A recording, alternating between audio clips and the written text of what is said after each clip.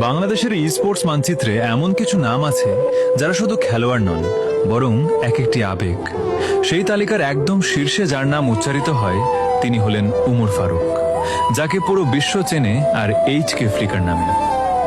9 June জন্ম নেওয়া এই অদম্য তরুণটি যখন প্রথমবার ফ্রি ফায়ারের হাতেখড়ি নিয়েছিলেন, কেউ হয়তো ভাবেনি একদিন তার 6 ফিঙ্গার স্নাইপিং এর ঝড়ে কাঁপবে পুরো বিশ্বমঞ্চ।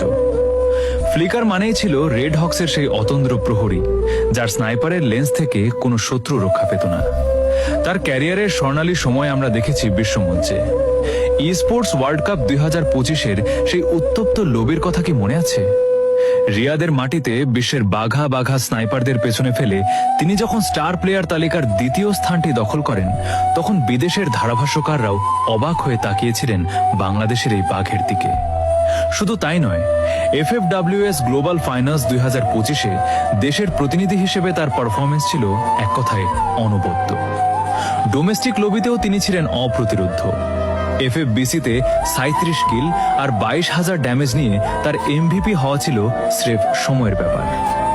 কিন্তু প্রতিটি গল্পেরই একটি সমাপ্তি থাকে নতুন কোনো শুরুর জন্য।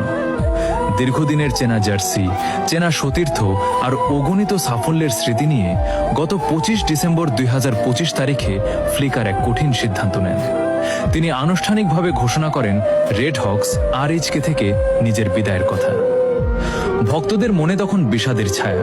সবার মনে একটাই প্রশ্ন, ফ্লিকার কি হারিয়ে যাবে নাকি ফিরবে আরো বিধ্বংসী রূপে? বেশি দিন অপেক্ষা করতে হয়নি। 2026 সালের 9 জানুয়ারি ফ্লিকার তার নতুন ঠিকানার কথা জানান। তিনি যোগ দেন এক্সট্রিমেক্স EX টিমে।